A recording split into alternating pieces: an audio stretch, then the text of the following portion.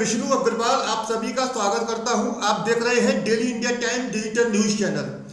ज्योतिष हमारे जीवन का आधार है और ज्योतिष ही है जब हम संकट में आते हैं, मुश्किल में घिर जाते हैं या जब जीवन में हमें कोई आगे बढ़ने की राह नजर नहीं आती तो ज्योतिष हमें हमेशा अपनी मंजिल पर पहुंचाने का कार्य करता है और हमें राह दिखाने का काम करता है।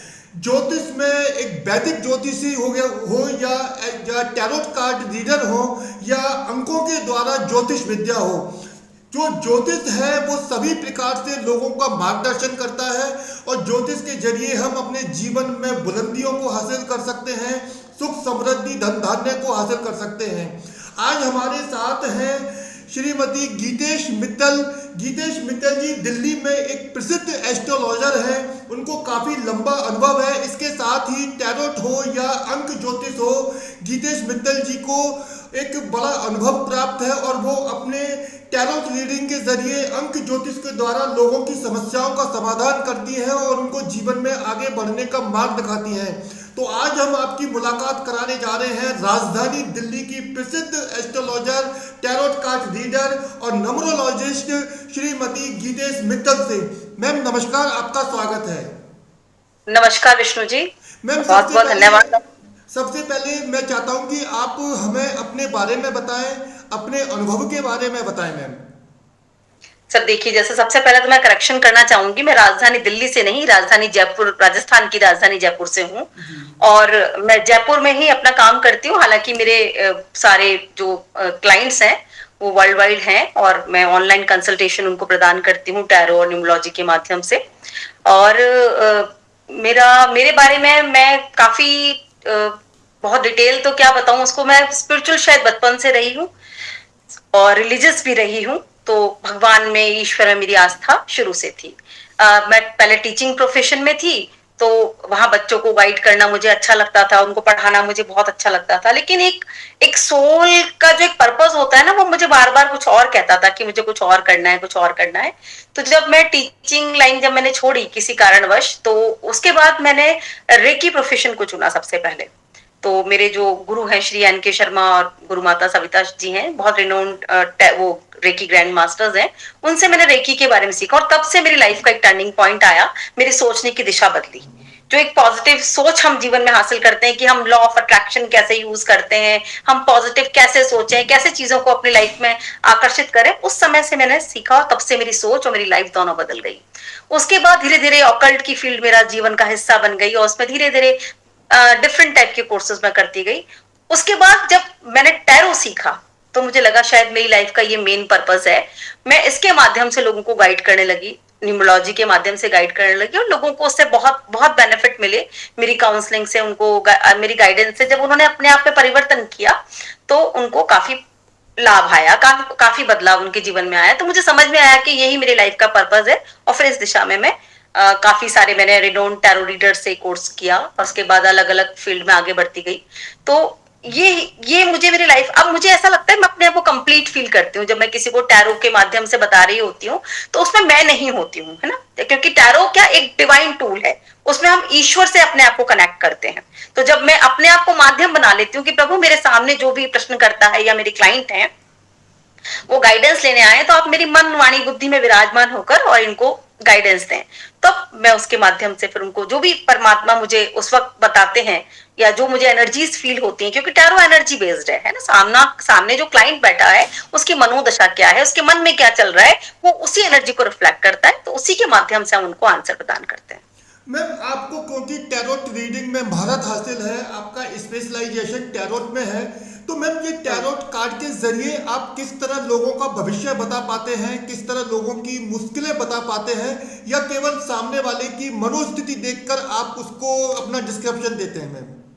देखिए, सबसे पहले तो सर प्रिडिक्शन कोई भी नहीं कर सकता, टैरो प्रिडिक्शन का माध्यम है ही नहीं। टैरो है एक डिवाइन टूल, ये सिर्फ गाइड करने का माध्यम है ना। हम कहें कि प्रिडिक्शन कोई कर सकता है, प्रिडिक्शन कोई भी नहीं कर सकता। सही प्रिडिक्शन, 100% प्रिडिक्शन कोई नहीं कर सकता। अगर 100% प्रिडिक्शन हम करने लग जाएं तो हम भगवान बन जाएंगे, क्योंकि एक परमात्मा ही है जो अंतर्ज्ञानी है, जो सब कुछ बता सकता है। हम क्या करते हैं टैरो के माध्यम से, जब क्लाइंट आते हैं तो हमें उसकी जो एनर्जी होती है, जो बैठता है क्लाइंट, जो शांति से बैठता है, हम उसको कहते हैं कि आप एकदम डीप ब्रीथिंग किए, ईश्वर से कनेक्ट करिए। तो हम पहले क्लाइंट को ईश्वर से कनेक्ट करवाते हैं, अपने कार्ड्स को भी हम चार्ज करके ईश्वर से कनेक्ट करते हैं, क्योंकि वही एक माध्यम है ईश्वर से बात करने का, है ना। टैरो मेरा माध्यम है कि मैं ईश्वर से बात करूं, ईश्वर मुझे क्या संकेत दे रहे हैं उसके माध्यम से अपने क्लाइंट को बताऊं। तो जो एक्चुअली टैरो में वर्क करता है वो क्लाइंट की और आपकी पर्सनल एनर्जी करती है। हम कितने डिवाइन हैं, हम कितने ईश्वर से कनेक्टेड हैं, कोई भी टैरो रीडर कितना इंट्यूटिव है ना। और सामने वाला प्रश्नकर्ता वो क्या मन स्थिति लेकर आए, वो एनर्जी उसमें निकलती है, उसके बेस पर फिर आगे के कार्ड्स निकाले जाते हैं कि इसके जीवन में ये चल रहा है, ये ऐसा क्या करे कि इसके जीवन में बदलाव आ जाए। तो हम उसका भाग्य, उसको ये भाग्य नहीं बता सकते हम, ऐसा आप ऐसा करेंगे तो आप खुद, क्योंकि भाग्य आपका कोई नहीं बदल सकता आपके सिवा। तो जो प्रश्न करता है हम उसको ये समझाते हैं कि आप वर्तमान परिस्थिति में अगर ऐसा करते हैं, जो टैरो गाइडेंस दे रहा है, जो परमात्मा गाइडेंस दे रहा है, अगर आप ऐसा बदलाव करते हैं, ऐसे उपाय करते हैं, ऐसे एफर्ट्स करते हैं, तो निश्चित रूप से आपके जीवन में बदलाव आ सकता है। मैम, जैसे अभी आपने कहा कि आज आप टैरोट रीडिंग में खुद को कंप्लीट महसूस करते हैं, आपको एक स्पेशलाइजेशन हासिल है, तो मैम क्या नहीं, मैं टैरो के साथ, देखिए सर, मैं बीच में टोकना चाहूंगी। टैरो रीडिंग में कंप्लीट फील करने का मतलब ये कि मुझे इस काम को करके सेटिस्फेक्शन फील होता है, और ये फील्ड लेकिन इतना वास्ट है कि हम कभी ये नहीं कह सकते कि हम पूर्णतः जानते हैं। मैं अभी भी कहती हूँ कितने साल की प्रैक्टिस की, आई एम ए प्रैक्टिसनर, मैं प्रैक्टिस कर रही हूँ। हाँ, क्योंकि जितना हम अलग अलग गुरुओं से बात करते हैं, सीखते हैं, बेसिक मीनिंग सभी कार्ड्स का सेम होता है, लेकिन सबकी व्याख्या करने की तरीका अलग होता है ना। तो वो आप हमें टैरोट रीडिंग के साइंस को, कि टैरोट को साइंस से जोड़ा जाता है और इसका अध्यात्म, इसके बारे में बताइए कि क्या टैरोट रीडिंग एक साइंस है या इसको अध्यात्म से कैसे जोड़ा जा सकता है? नहीं, टैरो साइंस नहीं है, क्योंकि हमने कहीं भी ये प्रूवन नहीं है कि ये किसी साइंटिफिक मेथड पर बेस्ड है। ये क्या है, व्यक्ति की इंट्यूशन पावर्स पर, उसके अंतर्ज्ञान पर आधारित एक विधा है ना। इसमें देखिए, जैसे हम प्राचीन समय में आपने देखा होगा, हम अपने ऋषि मुनियों से जब बात करते हैं, तो कोई प्रश्न करने जब जाता था कोई, तो वो कभी भी आपसे नहीं कहते थे, कुंडली खोल के नहीं बैठते थे आपकी, है ना। वो आंख बंद करते थे, इंट्यूशन, अपना ध्यान लगा देते परमेश्वर से, और फिर जब आसपास प्रकृति में नजर दौड़ाते थे, तो जो संकेत मिलता था उसके बेस पर वो काम करते थे। ऐसे ही टैरो भी कुछ प्रिंसिपल्स पर बेस्ड है, जैसे शकुन शास्त्र, है ना। इसमें जो पिक्चर होते हैं, टैरो में 78 कार्ड्स होते हैं जिनको हम डेक बोलते हैं, ठीक है। वो हर कार्ड में एक पिक्चर बनी हुई होती है, तो उसमें क्या चीजें बेस्ड होती हैं, कुछ पिक्चर यानी कुछ सिंबल्स होते हैं, ठीक है। प्रकृति के कुछ ऐसी चीजें होती हैं जैसे हम प्रकृति की कुछ चीजों को महसूस करके उससे हम उसका प्रेडिक्शन करते हैं। जैसे मान लीजिए 4 ऑफ वॉन्ड्स का कार्ड है ना, उसमें आपके साथ में बंधन वार लगी हुई है, कहीं फूल खिल रहे हैं, तो जहां पॉजिटिव कार्ड होगा या पॉजिटिविटी आनी होगी, वहां बंधन सेलिब्रेशन दिखाएगा। ऐसे बंधनवार लगी हुई है ना, ऊपर की तरफ जो फूल पत्ते लगे होते हैं वो दिखाते हैं कि कुछ सेलिब्रेशन होने वाला है ना। कुछ नेगेटिव कार्ड्स होते हैं तो उसमें कलर, शगुन, है ना, आपका खुद का इंट्यूशन पावर, न्यूमरोलॉजी, अंक, इन सब का कॉम्बिनेशन है टैरो। तो इन सबको बेस करके प्रेडिक्शन दी जाती है, प्रेडिक्शन नहीं मतलब गाइडेंस दी जाती है इन सबके बेस पर कि हाँ ऐसा ये कार्ड कह रहा है, ये कार्ड पॉजिटिव है और इसमें से हमें ये संकेत मिल रहा है, ऐसा आप कर सकते हैं। मैम, एक बड़ा प्रमुख सवाल है कि टैरोट कार्ड से जब आप किसी को अपना डिस्क्रिप्शन देते हैं तो उसकी आप सटीकता को किस तरह प्रमाणित कर सकते हो? देखिए, सटीकता के बारे में यह है कि सामने वाला प्रश्न, इसमें प्रश्न करने की कला बहुत इंपॉर्टेंट है टैरो में, है ना। सामने वाला किस हिसाब से प्रश्न, जितनी सटीकता से आप प्रश्न पूछते हैं, जितने विश्वास के साथ आप प्रश्न पूछते हैं, उतनी ही सटीकता से आंसर आता है। क्योंकि अगर आप कई बार कई लोग जज करने आते हैं, सब टैरो रीडर है चलिए जज करते हैं, तो कई मान लीजिए आपने कुछ पूछ लिया कि क्या गंगा नदी कल से बहना बंद कर देगी, तो क्या ये संभव है? नहीं है ना। तो जो चीजें संभव नहीं है उसके आंसर नहीं आएंगे। आपको कोई सामने वाला जज करने आ रहा है, उसको प्लेफुल माइंड से आ रहा है, तो भी आपकी सटीकता नहीं आती है। आप कितना सामने वाले टैरो रीडर पर विश्वास कर रहे हैं, आपकी मनस्थिति क्या है, आप प्रश्न किस तरह से पूछ रहे हैं कि जितना स्पेसिफिक आपका प्रश्न होगा उतना ही स्पेसिफिक आपका आंसर आएगा। क्या मैम, फिर क्या आपके जवाब से ये माना जाए कि जो टैरोट कार्ड की जो सटीकता है वो आपके विश्वास पर टिकी हुई है, सवाल पूछने वाले? बिल्कुल बिल्कुल, आपके विश्वास पर, आपकी मनोदशा दोनों पर टिकी हुई है। मैम, कई बार ऐसा होता है जैसे एक ही व्यक्ति 2 टैरोट रीडर से अपनी बात, एक सवाल रखता है, लेकिन क्या कारण है कि 2 टैरोट रीडर के उस व्यक्ति के लिए जवाब अलग अलग होते हैं। जैसे कि कोई व्यक्ति जानना चाहता है कि मेरी फाइनेंशियल पोजीशन खराब है, लेकिन 2 टैरोट रीडर से पूछने पर वो जवाब अलग अलग क्यों आ पाते हैं मैम? देखिए, जैसा मैंने अभी आपको बताया, विश्वास, यानी कि उसने एक टैरो रीडर से पूछा तो उसको विश्वास नहीं हुआ, है ना। तो उस टैरो रीडर ने उसको क्या रिप्लाई किया, उससे उसकी मनोदशा सेट हुई। तो अब दूसरे टैरो रीडर के पास जब वो आता है तो उसकी मनोस्थिति चेंज होती है। अगर उसने नेगेटिव रिप्लाई किया है तो नेगेटिव माइंडसेट से आया है, पॉजिटिव रिप्लाई, जबकि किसी एक प्रश्न को रिपीट करने के लिए हमें 2 से 3 महीने उस एनर्जी को देने चाहिए, है ना। आप आज पूछ रहे हैं, आपका कार्ड आपके मनपसंद नहीं आया, आप दूसरे कार्ड जाके पूछ रहे हैं, तो वो गलत हो जाता है। तो इसमें टैरो रीडर गलत नहीं होता है, प्रश्नकर्ता किस माइंडसेट के साथ उस स्थिति में आया है, उसकी क्या मनोदशा है, टैरो रीडर का व्याख्या करने का तरीका क्या है, वो कैसे डिस्क्राइब करता है उस कार्ड को, दोनों पे डिपेंड करता है। ये रीडर कोई भी गलत नहीं है सर, सामने वाला प्रश्नकर्ता कितना सिंसियर है अपने प्रश्न को जानने में, कितना विलिंगली वो उन चीजों को फॉलो करने में इंटरेस्टेड रखता है, तो उस पर डिपेंड करता है। अगले को विश्वास नहीं है तभी वो दूसरे टैरो रीडर के पास जा रहा है, तो कहीं भी विश्वास नहीं करेगा, कुछ फॉलो नहीं करेगा तो रिजल्ट नहीं मिलेगा। मैम, क्योंकि आप राजधानी जयपुर में एक प्रसिद्ध टैरो रीडर है, आपका काफी नाम है, तो आपके पास में जो मैक्सिमम जो आपके क्लाइंट हैं, कस्टमर आते हैं, किस तरह की समस्या लेकर आते हैं? देखिए, सब तरह की समस्याएं लेके आता है। देखिए, किसी भी ज्योतिष, एस्ट्रोलॉजर, टैरो रीडर के पास कोई भी जाता है तो बेचारा बहुत दुखी होता है तभी जाता है। तो जीवन में समस्या है और कुछ कॉमन समस्या सबकी होती है, फाइनेंस है, करियर है, रिलेशनशिप है। तो मोस्टली जो अभी यंग बच्चे आते हैं वो तो रिलेशनशिप इश्यूज के लिए उनका रहता है बहुत सारा, है ना। जो मीडियम एज के लोग हैं अक्सर उनका करियर पे फोकस रहता है, तो उस हिसाब से आते हैं। तो मेरे पास ज्यादातर रिलेशनशिप, करियर, इनके केसेस ज्यादा होते हैं। मैं सबसे बड़ी बात, साथ में मैं एक हीलर भी हूँ, मैं रेकी सिखाती भी हूँ, रेकी प्रैक्टिशनर भी हूँ, तो हीलिंग के केसेस, सिचुएशनल हीलिंग के केसेस भी मेरे पास रहते हैं। मैम, आपने कहा कि आप हीलर भी हैं, spiritual healer. Ma'am, spiritual healing अभी काफी एक स्पेसिफिक एक योग्यता है, ज्योतिष से जुड़ी हुई, अध्यात्म से जुड़ी हुई योग्यता है मैम। ये लेकिन काफी बार ये सवालों में भी रहती है, क्योंकि इसको डिस्क्राइब नहीं किया पाता कि हम किस तरह से हीलिंग कर पाते हैं। मैम, थोड़ा मेरी आपसे रिक्वेस्ट है, ताकि ज्यादा से ज्यादा दर्शक ये जान सकें, आप प्लीज स्पिरिचुअल हीलिंग का जो पार्ट है इसको बेहतर तरीके से डिस्क्राइब करिए मैम। देखिए, सबसे पहले बात है, लोग स्पिरिचुअलिटी और रिलीजन दोनों को मिक्स कर देते हैं, है ना। रिलीजियस होना एक अलग बात है, हम 4 घंटे पूजा कर रहे हैं, हम 5 घंटे पूजा कर रहे हैं, हम वेद पढ़ रहे हैं, हम रामायण पढ़ रहे हैं, ये हुआ रिलीजन होना, ठीक है। लेकिन स्पिरिचुअल होने का मतलब है ईश्वर से कनेक्ट होना, आपका दिल साफ होना, आपके मन में कोई पूर्वाग्रह नहीं है। आप जरूरी नहीं है कि 2 घंटे पूजा करते होंगे तभी आप स्पिरिचुअल हो पाए।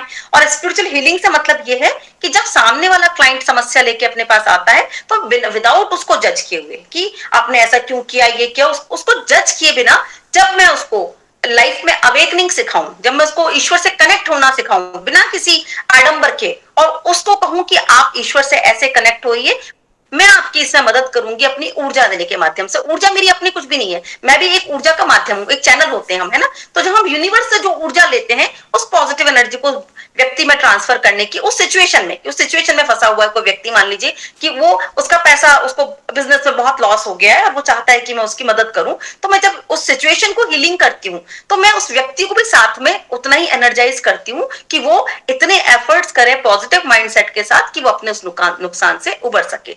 ये होती है। अब कोई सोचता है कि चमत्कार हो जाएगा, मैंने हीलिंग दी और अभी कुछ ऐसा नहीं है। आपको मेरे साथ मिलकर उतना ही एफर्ट्स करने पड़ते हैं, अपने माइंडसेट को सेट करना पड़ता है, पॉजिटिव सोचना पड़ता है, कुछ लॉ ऑफ अट्रैक्शन की चीजें भी हम बताते हैं, मैनिफेस्टेशन भी हम बताते हैं, उन सब के बेस पर चीजें डिसाइड होती हैं। और प्लस फिर न्यूमरोलॉजी का पार्ट भी, क्योंकि ज्योतिष की अलग अलग विधाएं, ज्योतिष अपने आप में ज्योति प्लस ईश, यानी कि ईश्वर से मिलने वाली ज्योति। तो जो हम बता रहे हैं वो क्या है, ज्योतिष का ही पार्ट है, कि जो मैं गाइडेंस दूंगी वो जो ज्योति ईश्वर, जो राह प्रकाश का हमें ईश्वर दिखाएगा, वो मैं आपको मार्गदर्शन दूंगी, है ना। तो उस मार्गदर्शन पे वो मुझे कई चीजें, मुझे आपकी डेट ऑफ बर्थ भी देखनी पड़ेगी, मुझे आपके जन्म की, आपकी क्या ग्रह दशा चल रही है, तो ये सबका कॉम्बिनेशन होता है उस वक्त। थोड़ा ज्योतिष का पार्ट, थोड़ा न्यूमरोलॉजी का पार्ट, थोड़ा हीलिंग का पार्ट, थोड़ा लॉ ऑफ अट्रैक्शन का पार्ट, सब मिलाकर जो हीलिंग की जाती है वो एक स्पिरिचुअल हीलिंग होती है, जो किसी आडंबर में व्यक्ति को नहीं फंसाती बल्कि उसका मार्गदर्शन करती है ताकि अपनी उस समस्या से वो उबर पाए। मैम, अभी आपने प्रमुख बात करी ज्योतिष की, और मैम अक्सर ये साइंटिफिक रूप से देखा जाता है, और कई बार हमने टीवी चैनल्स पर लाइव डिबेट में ज्योतिष और टैरो रीडर को आपस में टकराते हुए देखा है, क्योंकि वो दोनों एक दूसरे की बात को एक्सेप्ट नहीं करते। तो मैम, इसका अंतर क्या है, मूलभूत कारण क्या है, टैरो रीडर और ज्योतिष में टकराव क्यों होता है? देखिए सर, जो इसमें तो टकराव का कोई कारण ही नहीं है। जो ज्योतिष है वही, उसका मतलब क्या है, ज्योतिष जैसे मैंने आपको बताया कि ईश्वर का जो मार्गदर्शन है वो हमें किसी भी रूप में मिले वो ज्योतिष माना जाता है मेरे हिसाब से। मैं अपनी जो व्याख्या है जो मैंने अपने माइंडसेट में कर रखी है वो बता रही हूँ। मैं मेरा किसी से कोई कंपटीशन है, डिबेट नहीं है इस चीज का। तो जो विधा जो ये सब ज्योतिष की तो एक एक ब्रांच है जो निकली हुई है जिसके माध्यम से हम लोगों को गाइड कर रहे हैं। ज्योतिष में टैरो में जो बेसिक मुझे डिफरेंस है उसमें ये है कि ज्योतिष में प्रारब्ध को इंपॉर्टेंस दी गई है, क्योंकि आपका जो जन्म समय है वो निश्चित है। आपकी जो जन्म कुंडली में जो आपके जन्म समय के जो नक्षत्र हैं, जो ग्रह हैं, वो सब एक निश्चित अवस्था में है और ज्योतिष में उसके बेस से प्रेडिक्शन किया जाता है। लेकिन अगर आपके पास टाइम नहीं है, डेट ऑफ बर्थ नहीं है और कुछ भी नहीं है तो आप नहीं बता पाएंगे उसके बेस पर, आपकी स्थिति नहीं आएगी। लेकिन टैरो में क्या होता है कि हम प्रेजेंट स्पेसिफिक क्वेश्चन पे फोकस करते हैं। सामने वाला व्यक्ति जो भी हमसे प्रश्न करता है वो किस चीज को पूछने आया, समस्या को पूछने आया है, किस मनोदशा के साथ आया जब वो हमारे सामने बैठता है। तो ये टैरो एक एनर्जी बेस्ड विधा है, तो हम उस एनर्जी के बेस पर जो कार्ड निकलता है वो खुद निकालता है या हम ऑनलाइन सेशंस में खुद शफल करके उसकी एनर्जी से कनेक्ट करके निकालते हैं, तो उसके आधार पर बताया जाता है। तो ज्योतिष में सबसे बड़ा अंतर ये है कि हमें सिर्फ क्लाइंट सामने चाहिए, क्लाइंट का प्रश्न सामने चाहिए, टैरो रीडर उसके बेस पर उसको समाधान बता सकता है। ज्योतिष में आपका सही जन्म समय, सही जन्म स्थान, आपकी तारीख सब कुछ पता होना चाहिए, तभी आप उसकी मदद कर पाएंगे। मैम अगर कोई क्लाइंट आपके पास में आता है और वो अपनी फाइनेंशियल प्रॉब्लम या बिजनेस लेवल के अकॉर्डिंग अपनी किस्मत बदलना चाहता है, तो मैम आप टैरोट कार्ड रीडिंग के जरिए उसकी एक तो किस तरह हेल्प कर पाएंगे, और अगर आपको उसको कुछ रेमेडीज करानी हो तो किस तरह की रेमेडीज आप उनको प्रोवाइड कराएंगे? देखिए जैसे सर हर व्यक्ति एक समय पर जन्म लेने वाला होता है, उसका भी भाग्य सेम नहीं होता है, ऐसे आपकी जो रेमेडीज हैं वो भी सेम नहीं हो सकती है ना। हर किसी की अलग रेमेडी होती है। जो सामने वाला व्यक्ति मेरे पास आया है उसका क्या प्रश्न है, आपने कहा फाइनेंशियल प्रॉब्लम को लेकर वो मेरे पास आया है, तो जैसे मैंने कहा पहले सबसे पहले मैं कार्ड से अपनी उनकी एनर्जी पूछती हूँ कि क्या कारण है इनका, कि भाई जिसकी इनकी एनर्जी क्या है। तो उस एनर्जी से पता पड़ जाता है कि इस वक्त ये पॉजिटिव फेज में है या नेगेटिव फेज में है। फिर हम उसकी सिचुएशन निकालते हैं, फिर उसके जो हम निकालते हैं कि इसको क्या एक्शन लेना चाहिए जिससे इसकी इस हालत में सुधार किया जा सके, और उस अगर वो एक्शन करता है तो भविष्य में क्या चांसेस है कि इसकी स्थिति में बेहतर परिवर्तन हो पाएगा। इस बेस पर हम इसका प्रेडिक्शन देते हैं। तो हर व्यक्ति की डिफरेंट है, मैं कॉमन रेमेडी नहीं कह सकती क्योंकि हर एक इंसान की एनर्जी डिफरेंट होती है, हर एक इंसान का डेट ऑफ बर्थ डिफरेंट होता है, तो उसको उन सबको मिलाकर मुझे कैसे देना है वो सिचुएशन पर ही डिपेंड करता है। मैम अगर मानिए एक बड़ा विचारणीय सवाल है कि अगर कोई क्लाइंट आपके पास आ रहा है अपनी समस्या को लेकर और अपनी बात आपके सामने रख रहा है, मैम उसका डिस्क्रिप्शन देते समय क्या आपके कार्ड की जो आपका कार्ड का जो ऑर्डर है आपके लिए, या आपकी जो भावनाएं हैं, जो आपके अंदर की जो आपकी खुद की जो मनोस्थिति है, क्या कभी वो आपस में गुथते हैं, कभी टकराव होता है कि क्या हम डिस्क्रिप्शन दें? सर देखिए इसीलिए तो कहते हैं टैरो डेक जब हम चार्ज करते हैं तो ईश्वर से कनेक्ट करते हैं, तब हम अपने किसी भी पूर्वाग्रह से नहीं ग्रसित होते। टैरो रीडर को हमेशा तटस्थ होकर करना चाहिए। हाँ ये घर की रीडिंग करनी हो या कुछ हो, उसमें ये प्रॉब्लम्स आ सकती हैं कि इमोशनल है या हम जो चाहते हैं कि आउटकम आए वो आए, तो ऐसा अपनी खुद की ओन रीडिंग में होता है। जब सामने वाला क्लाइंट आता है, मेरा उससे कोई कनेक्शन नहीं है, तो मैं उसको बिल्कुल तटस्थ होकर रीडिंग करती हूँ। मैं अपना दिमाग नहीं लगाती क्योंकि मैं एक चैनल हूँ, एक माध्यम हूँ, तो मैं ईश्वर से कनेक्ट करके जो उस वक्त मुझे गाइडेंस टैरो के माध्यम से या उसकी डेट ऑफ बर्थ के माध्यम से मुझे मिल रही है, दोनों का कॉम्बिनेशन है या अंक क्या कह रहे हैं उसके, कार्ड की जो सिचुएशन जो मैं डिस्क्राइब कर रही हूँ, कार्ड मुझे क्या बता रहा है, मैं उसके बेस पर ही रीडिंग करती हूँ। अपना कोई दिमाग उसमें मैं यूज नहीं करती हूँ। मैम क्योंकि आपने आज बड़े अपने प्रयासों से एक महारत हासिल की है और आप काफ़ी एक दमदार तरीके से टैरोट के संबंध में अपनी बात को रख सकते हैं। मैम अगर एक नया कोई व्यक्ति टैरोट रीडिंग करना चाहे, सीखना चाहे, तो इसके लिए क्या कोई स्पेसिफिक ट्रेनिंग होती है या कोई इंसान अपनी साधना या अंतर ज्ञान के द्वारा भी टैरोट रीडर बन सकता है? देखिए टैरो जैसे एक विधा है, मैंने आपको बताया, तो मैं ये मानती हूँ किसी भी ऑकल्ट फील्ड में, स्पिरिचुअल फील्ड में आने के लिए ईश्वर आपको चुनता है। पहली बात तो ये है। तो इन सब फील्ड में जो भी व्यक्ति आता है, ईश्वर उसको पुश करता है कि आपको इस लाइन में जाना है, तभी वो व्यक्ति आता है।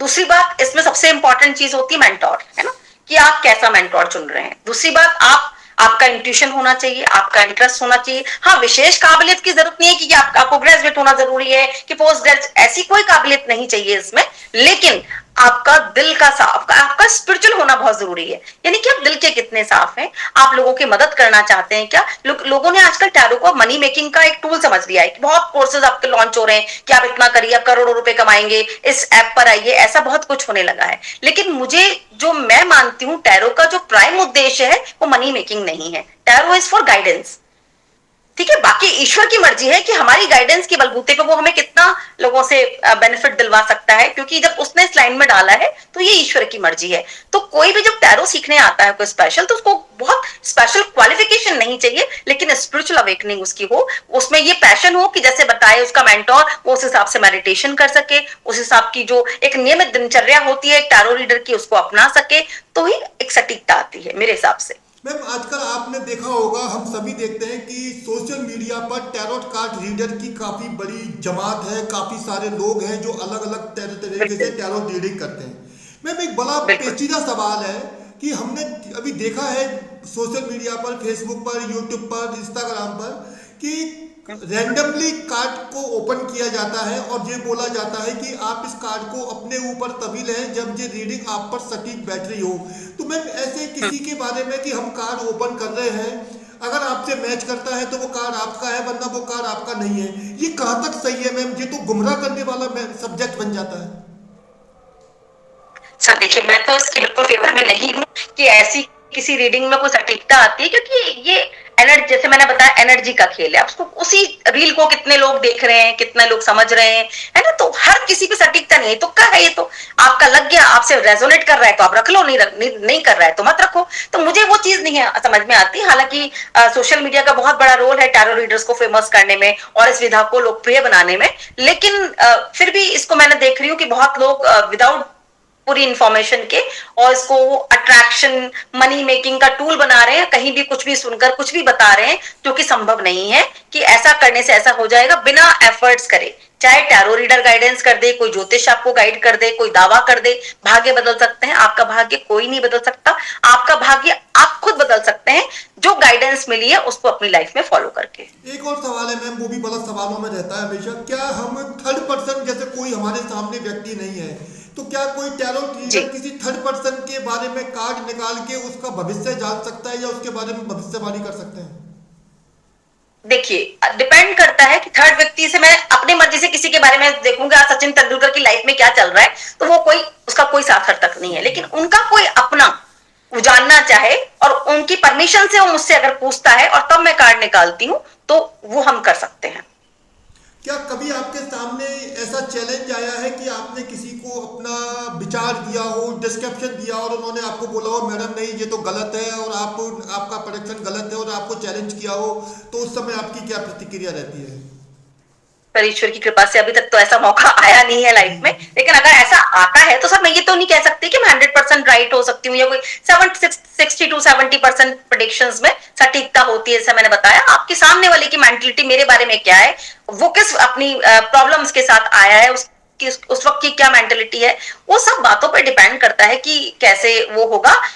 मैं अगर ऐसा कुछ होता भी है तो मैं सोचूंगी कि मैं अपने आप का विश्लेषण करूंगी कि मैं कहाँ गलत रही, क्या, क्योंकि सीखना है। ये प्रशिक्षण ऐसा है, इसमें निरंतर सीखना पड़ेगा। अगर गलती हुई है या कुछ समझने में हो सकता है कि उसने प्रश्न ढंग से ना किया हो, अगर सटीकता नहीं आ रही तो उसका प्रश्न करने का तरीका गलत हो सकता है कि उसके मन में द्वंद्व चल रहा हो, जो उस क्वेश्चन को उसके साथ में कुछ और चल रहा हो, तो एनर्जी उन चीजों को भी कैच कर लेती है। मैम क्योंकि आपने देखा है कि ये जो साल है 2025 का हमारे भारत देश के लिए काफ़ी मुश्किल वाला गुजर रहा है। काफ़ी सारी अग्निकांड हो रहे हैं, दुर्घटनाएं हो रही हैं, काफ़ी तरह से लॉस में जा रहा है। तो मैम क्या टैरोट कार्ड के जरिए हम अपने भारत देश की राजनीतिक, सामाजिक और जो नुकसानदेह परिस्थिति है उनका आकलन कर सकते हैं? मैं सटीकता नहीं मानती इसमें ज्यादा, क्योंकि ये मैं देखा पर्सनल एनर्जी इसमें ज्यादा अच्छा काम करती है।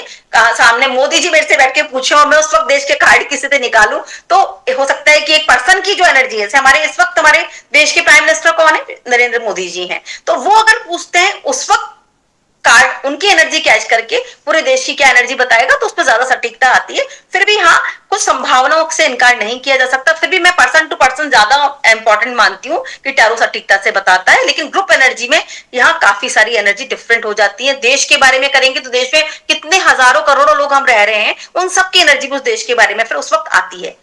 फिर भी कुछ जैसे मौसम के बारे में पूछना है अपन को, कल ऐसा हो सकता है, अगर ये कोई बड़ा इंपॉर्टेंट, तो हम थोड़ा गाइडेंस टैरोस के माध्यम से ले सकते हैं, लेकिन उस पर डिपेंड नहीं रह सकते। मैम जैसे अभी आपने एनर्जी के लिए बात की, टैरो कार्ड में एनर्जी को प्रमुख तौर पर माना जाता है, तो मैम टैरो कार्ड की जो एनर्जी है इसकी वास्तविकता क्या है, किस तरह से इसको हम माने कि एनर्जी किस तरह होती है? देखिए, आप मूर्ति बनाते हैं मंदिर में, उससे पहले वो क्या होती है? पत्थर, है ना? हम प्राण प्रतिष्ठा कर देते हैं उसमें, तो वो क्या हो जाती है? भगवान।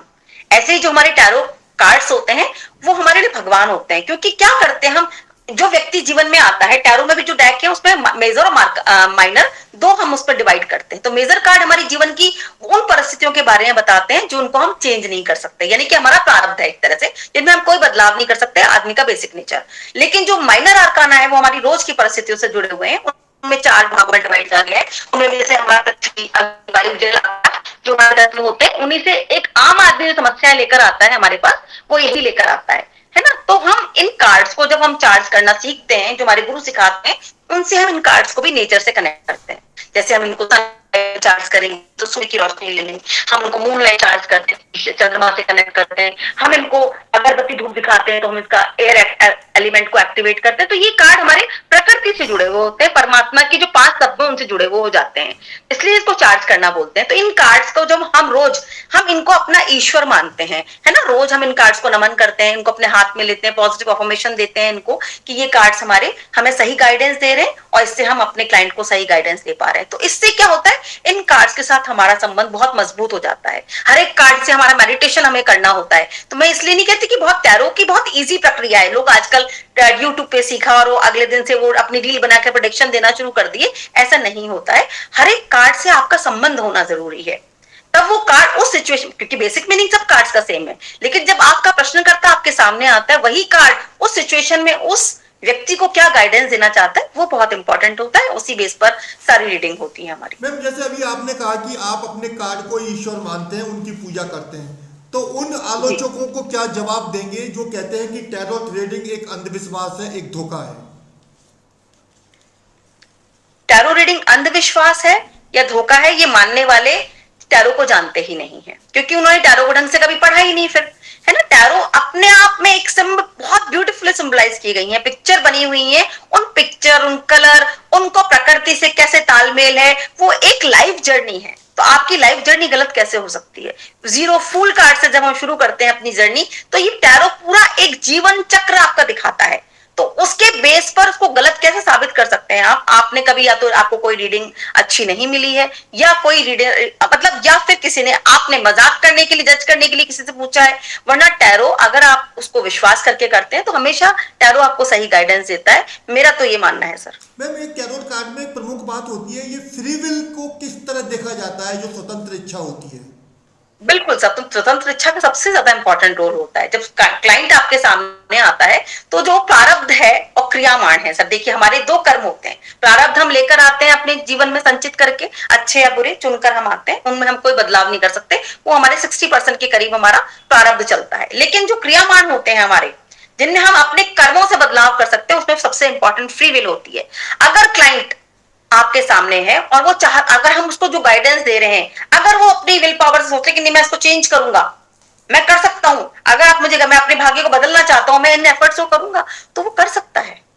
मैम अगर मान लो कोई क्लाइंट आपके पास आया और आपको उसके बारे में डिस्क्रिप्शन, आपको उसके बारे में कुछ नेगेटिव चीजें पता चली, तो ऐसी स्थिति में अगर आपको लगता है कि ये इस क्लाइंट के लिए बताना काफी घातक है, जैसे मान लो कोई उनके हेल्थ का मैटर है या उनकी जान का मैटर है, तो ऐसी पोजीशन को कैसे संभालते हो फिर आप? देखिए, सबसे पहली बात तो मैं सबसे पहले ये कहूंगी कि सबसे पहले इसमें चिकित्सक, अपने डॉक्टर की सलाह लेनी चाहिए, है ना? क्योंकि जो हेल्थ रिलेटेड इश्यू है उसमें हर कोई भी फील्ड हो, चाहे वो लॉ हो, चाहे वो मेडिकल प्रोफेशन हो, इनमें पहले अपने प्रोफेशनल्स की सलाह लेना ज्यादा बेटर है। डॉक्टर क्या कह रहा है, उसके बाद हम टैरो से हेल्प ले सकते हैं कि हम ऐसा क्या करें कि हमारी हेल्थ में इंप्रूवमेंट आ जाए, हमें इस डॉक्टर से ट्रीटमेंट करवाना चाहिए, उसमें हम गाइड कर सकते हैं, है ना? लेकिन हम आपको ये नहीं बता सकते कि मृत्यु होगी या नहीं होगी या जीवित, इसका कोई, अगर टैरो वाला को कुछ अंदाजा भी होगा तो नहीं बताना चाहिए, क्योंकि ये ऐसी चीजें हैं जिसमें व्यक्ति हताश हो सकता है, निराश हो सकता है। लेकिन हाँ, हम ये जरूर जानते हैं कि टैरो में कोई भी नेगेटिव कार्ड आए तो हमें अपने जो क्लाइंट है उसको ऐसे बताना चाहिए कि उस नेगेटिव सिचुएशन से उसको घबराना नहीं है। उस नेगेटिव कार्ड के हर एक नेगेटिविटी में एक पॉजिटिविटी छुपी होती है, तो हमें सिर्फ उसको बताना है कि कैसे उस नेगेटिविटी से बाहर आ सकता है, तो वो गाइडेंस हम उसको देते हैं। मैम, जो मैक्सिमम जो टैरो रीडर होते हैं, क्योंकि आप एक अनुभवी हैं तो हम आपसे इसलिए सवाल कर रहे हैं कि आपसे अगर कोई भी व्यक्ति समाधान चाहता है जी तो मैनिफेस्टेशन इसका मेन पार्ट होता है। इसके अलावा टैरो रीडर अपनी ऊर्जा के द्वारा, जैसे कि आप स्पिरिचुअल पावर भी रखते हैं, तो अपनी एनर्जी को ट्रांसफर करने की बात करते हैं।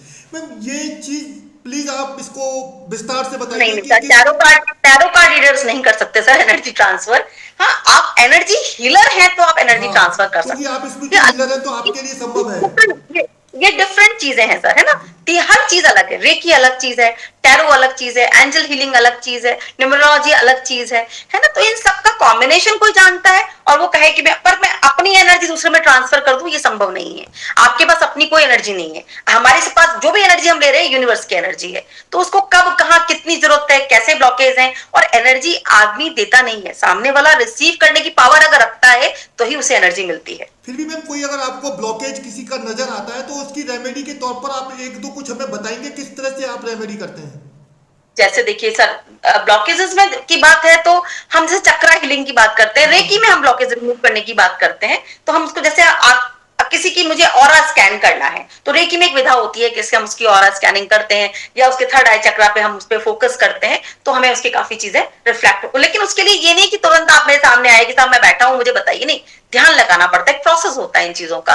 तो उसके बाद जो मुझे नजर आता है उसके हिसाब से रेमेडी की जाती है। जैसे मान लीजिए रूट चक्र में ब्लॉकेज मुझे दिख रहा है कि हड्डियों में मांसपेशियों में दिक्कत है, पैरों में तकलीफ है, जीवन की बेसिक आवश्यकताएं पूरी नहीं हो रही हैं, क्योंकि हर एक चक्र हमारी हर एक समस्या से जुड़ा हुआ है, हमारे अलग अलग ऑर्गन हर चक्र में होते हैं, तो कैसे उस किस पर्टिकुलर ऑर्गन में प्रॉब्लम आ रही है तो उसी चक्र को हम चार्ज करने की बात करते हैं। तो उनके कुछ बीज मंत्र होते हैं, उनके कुछ हम जैसे उस पर्टिकुलर कलर के आपको फूड की एडवाइस देंगे, जैसे आप रेड है तो आप अनार खाइए, है ना, आप टमाटर का यूज कीजिए। हम उस तरह के कपड़े पहनने की सलाह देते हैं। मैं रत्नों और में तो कम विश्वास करती हूँ तो मैं कम पहनाती हूँ, लेकिन हाँ, मैं ब्रेसलेट्स पे यकीन करती हूँ, मैं ब्रेसलेट ज्यादा प्रोवाइड करती हूँ लोगों को, क्योंकि ब्रेसलेट हम कलाई पे पहनते हैं ना। जैसे मैं एक रिस्ट वॉच एनालिसिस भी करती हूँ, तो मैं जब भी कोई अपना मेरी रेमेडीज बहुत सिंपल होती हैं, वॉच से रिलेटेड, ब्रेसलेट से रिलेटेड, क्योंकि हम कलाई में जो हमारी हमारी नाड़ियां चलती रहती हैं, सबसे ज्यादा स्पंदन हमारा उनके माध्यम से पहुंचता है। तो मैं गले में या कोई महंगे रत्न पहनने की सलाह नहीं देती हूँ। अक्सर मेरी रेमेडीज में शामिल होता है कि मैं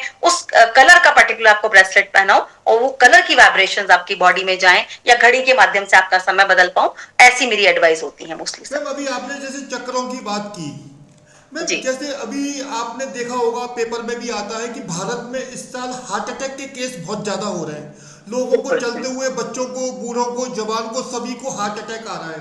तो हमारी बॉडी में ऐसा कौन सा चक्र जो एकदम से सडन खराब हो जाता है कि वो हार्ट अटैक का कारण बन जाता है, और उसको फिर कैसे ठीक करें? देखिए, सारे चक्रों में अगर हार्ट अटैक की बात करें तो सबसे पहले तो मैं क्राउन चक्र से ही सब चीजों को, हर एक चक्र इंपॉर्टेंट है। देखिए, कोई भी बीमारी केवल एक चक्र के कारण नहीं होती, तो सभी चक्रों को हमें एनर्जाइज करना पड़ता है। और आज की भागदौड़ की जिंदगी में किसी के पास ही वक्त नहीं है कि वो नेचर से कनेक्ट हो पाए, तो हम लोग नेचर से कनेक्टेड नहीं है। सबसे बड़ी समस्या ये हो रही है, चार दीवारी में कैद है, सब लोग अपने टेक्नोलॉजी का यूज कर रहे हैं, है ना, अपने सोशल एनवायरमेंट से कट गए तो डिप्रेशन के शिकार हो रहे हैं। तो जो मेन समस्या इसमें आती है हार्ट अटैक की, तो फिर हमारे लंग्स भी आते हैं। तो आपने देखा होगा कोरोना वैक्सीन वगैरह सब लगी थी, तो सबसे ज्यादा हमारे क्या लंग्स में इन्फेक्शंस बढ़े थे। तो जो अब सडन अटैक जो आ रहे हैं, मैं जो समझती हूँ कि हमारा हार्ट चक्र वीक हो रहा है। क्यों? क्योंकि हम इमोशनल अटैच हो रहे हैं, है ना, इमोशनल अटैचमेंट हमारा नहीं है, हम परिवार से अटैच नहीं है। हर एक कमरे में अलग व्यक्ति अलग मोबाइल लेके बैठा हुआ, अलग काम कर रहा है, नेचर में जाता नहीं है, रात की उनकी शिफ्ट्स होती हैं तो बैठ के अपने ही काम में लगे रहते हैं, तो उनको रिलैक्स नहीं मिलता, उनको सोशल जो एक होता है ना, अपनी बात किसी से शेयर कर पाए, वो नहीं हो पाता। तो सबके इमोशनल ब्लॉकेजेस बढ़ रहे हैं, है ना, और उससे हार्ट भारी हो रहा है, हैवीनेस हमारे हार्ट में आ रही है, शेयरिंग नहीं कर पा रहे। हार्ट का ओपन होना जरूरी है। हम अपने दिल की बातें दिल में ही रख रहे हैं तो सारा बोझ तो हार्ट पर ही आ रहा है ना, तो हम उसको शेयर ही नहीं कर पा रहे, अपने मन की बातों को, विचारों को हम लोगों से कनेक्ट नहीं कर पा रहे, तो फिर धीरे धीरे उसमें जो हैवीनेस बढ़ रही है, मेरे को लगता है उसी से लंग्स भी इन्फेक्टेड होते हैं, उसी से हार्ट भी हैवी होता है, और ये आपकी सडन अटैक्स का कारण बनता है। मैम, आपको टैरोट रीडिंग के साथ साथ एक प्रसिद्ध नंबरोलॉजिस्ट के रूप में, अंक ज्योतिष के रूप में भी जाना जाता है कि आप प्रसिद्ध हैं, जाने जाते हैं अंक ज्योतिष के लिए भी। मैम, अंक ज्योतिष किस तरह हमारे जीवन को डेवलप करने में, हमारे जीवन की मुसीबतों को पार पाने में सहायता करता है? सबसे इंपॉर्टेंट मानती हूँ सर मैं, क्योंकि सारे चीजें 9 नंबर पे बेस्ड है। 9 ग्रह होते हैं हमारे, है ना, सब चीजें 9 के साथ है। हम कोई मंत्र भी जपते हैं तो 108, 8 + 1 9। तो हमें इन नंबर्स का हमारे जीवन में सबसे इंपॉर्टेंट रोल होता है। और दूसरी बात, जब हम पर्टिकुलर डेट ऑफ बर्थ के साथ जन्मे होते हैं तो जो ड्राइवर और कंडक्टर नंबर होते हैं हमारी डेट ऑफ बर्थ के, उनसे ही आदमी की पर्सनालिटी डिस्क्राइब कर सकते हैं, है ना। जैसे किसी का डेट ऑफ बर्थ 1 आ रहा है ना, उसका ड्राइवर नंबर, तो अंक 1 की कितनी उसमें विशेषताएं हैं वो उसमें दिखती हैं। लेकिन इसमें भी नेगेटिव एंड पॉजिटिव नंबर होते हैं। ज्यादा मल्टीपल नंबर होने से व्यक्ति नेगेटिव भी हो जाता है, उस चीज की जो अंक की विशेषता है वो कम भी हो सकती है। तो इसमें देखना पड़ता है कि उसके पास कितने पॉजिटिव नंबर है, कितने नेगेटिव नंबर है ना, उसके बेस पे की जाती है। लेकिन मैं इसकी सटीकता को बहुत ज्यादा मानती हूँ। मैम, अगर मान के जी मैम, अगर ये माना जाता है कि जैसे कि 2 गलत नंबर के, जैसे कि लड़के लड़कियों का कोई मैरिज का मैटर होता है कि अगर उनके नंबर आपस में मैच नहीं करते हैं तो क्या ये रिश्ते के बिगड़ने का कारण बन सकते हैं?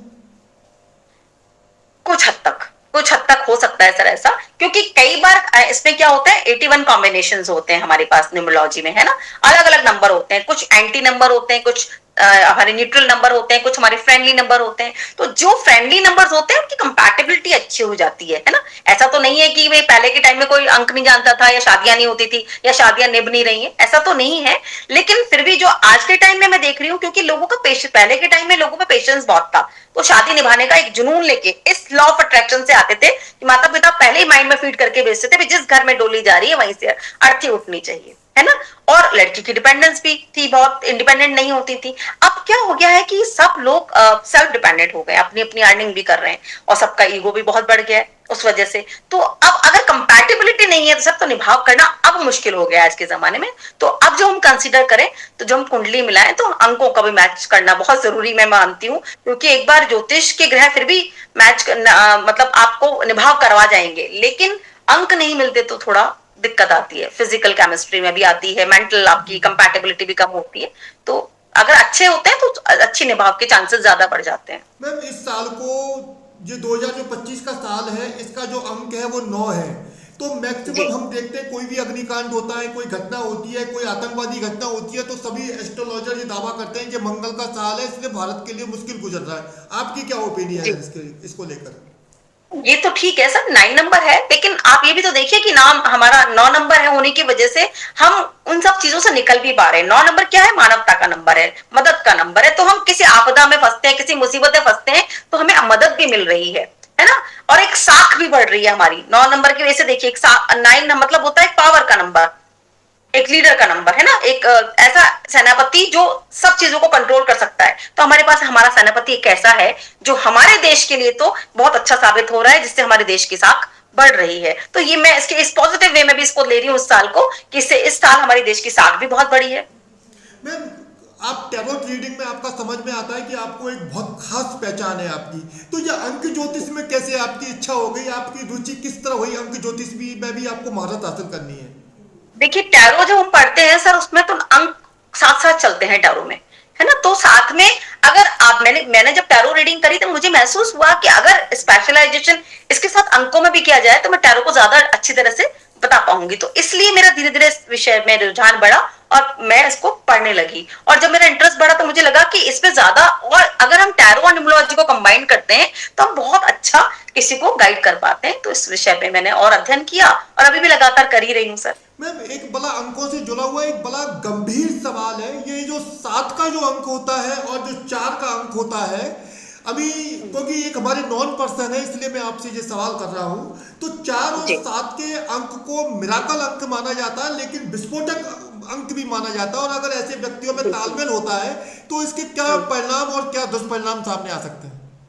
देखिए सर, अगर भारतीय माइथोलॉजी के हिसाब से बात करते हैं तो 4 और 7 होते हैं राहु और केतु, है ना, जिनके विषय में आपने काफी कहानी सुनी होगी कि दोनों ये असुर थे और इन्होंने अमृत पान कर लिया देवताओं के बीच में बैठ के, भगवान ने इनका सिर काट दिया, दोनों अलग हो गए। जो 4 नंबर है वो है राहु, जिसका माइंड चलता है, कंटिन्यू माइंड चलता है, और 7 नंबर है केतु जिसका धड़ है, यानी उसकी फिजिकल एक्टिविटीज तो बहुत है, लेकिन उसके अंदर क्यों बहुत होता है, उसको हर विषय में जानने की उत्सुकता होती है, क्योंकि उसका खुद का दिमाग तो होता नहीं है कि जो लॉजिक ढूंढ सके, वो बस प्रश्न ही करता रहता है। तो जब 4 और 7 मिल जाते हैं तो ये कंप्लीट बॉडी हो जाती है ना। तो अगर 4 और 7 का किसी का कॉम्बिनेशन होता है तो बहुत अच्छा, मैं ये नहीं कहती कि 4 और 7 बहुत अच्छा, क्योंकि 4 आज के कलयुग में तो राजा है, उसका माइंड बहुत चलता है, उसको पता है कैसे पैसा बनाना है, लेकिन क्या है उसके माइंड में पीस नहीं होता है। और जबकि जो केतु का नंबर है 7, ये एक स्पिरिचुअल नंबर होता है ना, इसको अपनी जिज्ञासाएं शांत करने के लिए इसको कुछ मतलब ये रिसर्च करता है, उन चीजों के बारे में जानने की कोशिश करता है। तो अगर 4 और 7 आपस में मिल जाएं तो फिर एक बैलेंस बन जाता है कि व्यक्ति अपनी चीजों को सही दिशा में प्रयोग करके आज के टाइम में बहुत सक्सेसफुल हो सकता है। ऐसी बात नहीं दोनों नंबर खराब है, ये बहुत डिसिप्लिन नंबर है, बहुत अच्छे से किसी चीज में सक्सेसफुल होने के नंबर है ये। अगर मैम कोई व्यक्ति आपके पास आए और वो ये बोले कि मैं अपने जीवन में काफी असफलता महसूस कर रहा हूँ, मुझे कोई रास्ता नजर नहीं आ रहा, तो अंक विद्या के द्वारा आप उसे कैसे बाहर निकालेंगे? पहले उसकी डेट ऑफ बर्थ में पूरा एक ग्रिड बनती है सर, लोशो ग्रिड बनती है, उसमें कौन से नंबर मिसिंग है जिसकी वजह से सक्सेसफुल नहीं हो रहा, उनकी हम कुछ रेमेडीज बताते हैं।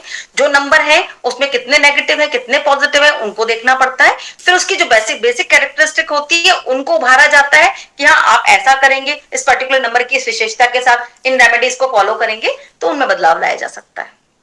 मैम हम जैसे लोगों में उत्सुकता होती है कि हम अपना भाग्य अंक कैसे निकालें, अपने कर्म का अंक कैसे निकालें, तो इसके लिए क्या पैमाना अपनाया जाता है मैम?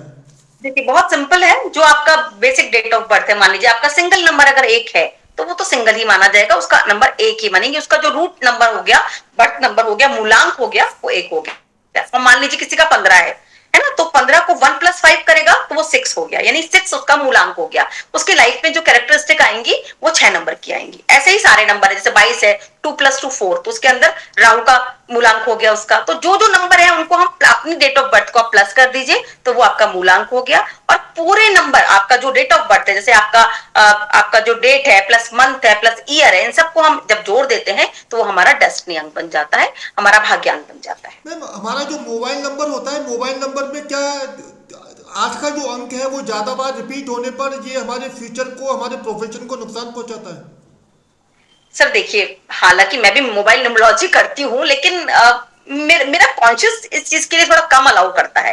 क्या है कि जब हम पहले थे तो क्या हमारे पास मोबाइल थे, क्या वो नंबर थे, ये क्या है स्टेबल और मूविंग एनर्जीज की बात है सारी, है ना। जैसे हमारी डेट ऑफ बर्थ है वो एक स्टेबल एनर्जी है कि हम उसको चेंज नहीं कर सकते। मोबाइल नंबर को हम चेंज करके थोड़ा बहुत लाइफ में अपने बदलाव ला सकते हैं, लेकिन उस पर डिपेंड नहीं हो सकते। हाँ, 8 नंबर क्या है, आपका मान लीजिए मूलांक भी 8 है, आपका नंबर भी, आपका नामांक भी 8 पर आ रहा है, और आपका मोबाइल नंबर में भी 8 ज्यादा रिपीट हो रहा है, तो हाँ थोड़ी दिक्कत उस वक्त हो सकती है। तो हम चाहें तो अपना मोबाइल नंबर चेंज कर सकते हैं और अपने किसी फेवरेबल नंबर पे आप उसको लेके आ सकते हैं। तो ये तो मूवेबल एनर्जीज हैं जिसको आप चेंज करके अपने लाइफ में थोड़ा बहुत बदलाव लेके आ सकते हैं, लेकिन मैं कहूँ कि चमत्कार हो जाएगा तो ऐसा मैंने नहीं देखा। मैम क्योंकि आने वाला जो साल है 2026 उसको माना जा रहा है, उसका जो टोटल जो अंक है वो 1 नंबर है, तो क्या ये माना जाए कि आने वाला साल जो है वो किन अंक वालों के लिए भाग्यशाली रहेगा और किन अंक वालों के लिए नुकसानदायक रहेगा? देखिए सबसे पहली बात तो जो 1 नंबर पे आ रहा है ये 2026, तो 1 नंबर का हो, सूर्य का अंक हो गया, तो सूर्य से संबंधित जितने भी से अंक 1 हो गया, अंक 5 हो गया, अंक 9 हो गया, इनके लिए तो बहुत ही फेवरेबल रहेगा ये साल, है ना। लेकिन फिर भी आप ये नहीं कह सकते कि आपकी उस वक्त क्या ग्रह दशा चल रही है, आप उस दिशा में जो जिस चीज में सफल होना चाहते हैं उसके लिए कितने एफर्ट्स कर रहे हैं, इन सब चीजों पे आपकी सफलता या असफलता निर्भर करती है। केवल मैं ये कह के कि अंक 1 वालों के लिए बहुत अच्छा जाएगा, अंक 5, ऐसा नहीं होता है सर। आपका डेट ऑफ बर्थ, आपका केवल रूट चक्र, आपका जो भाग्यांक होता है वही आपके जीवन के 40 वर्ष के बाद के जीवन को निर्धारित करता है, जहां मैंने देखा है ना। क्योंकि मैं जो मूलांक होता है वो आपके 25 से 30 35 वर्ष तक इसकी विशेषताएं या इसकी जो मेन एबिलिटीज है वो आपके साथ काम करती हैं। लेकिन भाग्यांक का भी इंपॉर्टेंट रोल होता है, जरूरी नहीं है कि 1 नंबर आपका है और आपका टोटल नंबर कुछ और आ रहा है तो वो साल आपके लिए फेवरेबल रहेगा। साल सबके लिए फेवरेबल हो सकता है, हमारे कर्म अच्छे होने चाहिए, है ना। हम आपकी बोले बात सर। से हम एक आकलन कर पा रहे हैं, जो आपने बहुत हम्म। बेहतर तरीके से डिस्क्रिप्शन दिए हैं हमें, कि चाहे वैदिक ज्योतिषी हो, टैरोट रीडिंग हो या अंक ज्योतिष हो, मतलब प्रकार अलग हो सकते हैं, लेकिन तीनों ज्योतिष जो है, जैसे कि हमने अपने शुरुआती संबोधन में कहा कि ज्योतिष जीवन का आधार होता है, ये तीनों ही बिल्कुल ज्योतिष अपने अपने प्रकार से लोगों के जीवन को समृद्ध बनाने का काम करते हैं। बिल्कुल। ये इसमें देखिए सब देख ज्योतिष के हमारा सबका उद्देश्य क्या है, जो सामने वाला हमसे जो प्रश्न या समस्या लेकर आ रहा है उसका हम बेहतर उसको समाधान बता पाए, है ना। तो ज्योतिष जीवन का आधार है, ज्योतिष इन सब विधाओं का भी आधार है, क्योंकि बिना ज्योतिष जाने, बिना आपको बेसिक नॉलेज तो सब चीजों की होनी ही चाहिए। बेसिक नॉलेज आपको इन सब चीजों की होनी चाहिए, उसी के बाद आप निर्धारित कर पाएंगे कि हम समाधान कैसे बताएं। तो अगर आप सोचें कि सामने वाले की अगर टैरो से मुझे लग रहा है समस्या का समाधान नहीं हो रहा है, तो मैं उसकी ग्रह दशा भी देखूंगी। मुझे लग रहा है कि इसके अंकों में क्या नंबरों में गड़बड़ हो रही है, कहीं इसका नामांक तो ऐसा नहीं हो रहा कि जो उसको सूट नहीं कर रहा, तो मैं उसको भी देखूंगी। तो केवल एक विधा से आप किसी को समाधान पूरा बता पाए, ये मुझे थोड़ा असंभव लगता है। असंभव तो नहीं कहूंगी, हाँ मतलब मेरे लिए थोड़ा मुझे ऐसा लगता है कि मैं सब चीजों को कंबाइन करती हूँ। मैं ऑरा स्कैनिंग भी करती हूँ उस व्यक्ति की, अगर वो डिस्टेंस है तो उसकी फोटो से देखने की कोशिश करती हूँ। मैं अंकों के माध्यम उसकी डेट ऑफ बर्थ भी मंगाती हूँ, उसके बाद उसके अंकों का विश्लेषण भी करती हूँ, फिर उसके बाद मैं उसको टैरो से गाइडेंस देती हूँ। हो सकता है अगर उस वक्त मुझे लगता है कि यहाँ भी कॉम्प्लिकेशन आ रही है, तो मैं उनकी ग्रह दशा क्या चल रही है उसके हिसाब से भी फिर उनको रेमेडीज प्रोवाइड करती हूँ। मैम, कल कल को की देवउठनी एकादशी है, श्री हरि नारायण भगवान विष्णु एक बड़ी निंद्रा के बाद उठेंगे, तो हम चाहते हैं कि आप एक सुंदर सा मैसेज आप लोगों को दें, ताकि लोगों को एक जीवन में समृद्धि मिले, धन मिले। मैम देखिए सर, पहले तो मैं मानती हूँ भगवान कभी सोते नहीं है। अगर भगवान सो जाएंगे तो हम सबका अस्तित्व मिट जाएगा, है ना। तो मैं इस धारणा को नहीं मानती हूँ एक तो कि भगवान सो गए। हाँ, भगवान का कुछ पर्टिकुलर समय होता है, कुछ विशेष समय होता है उनकी आराधना का, जो हमें मिल जाता है, ठीक है।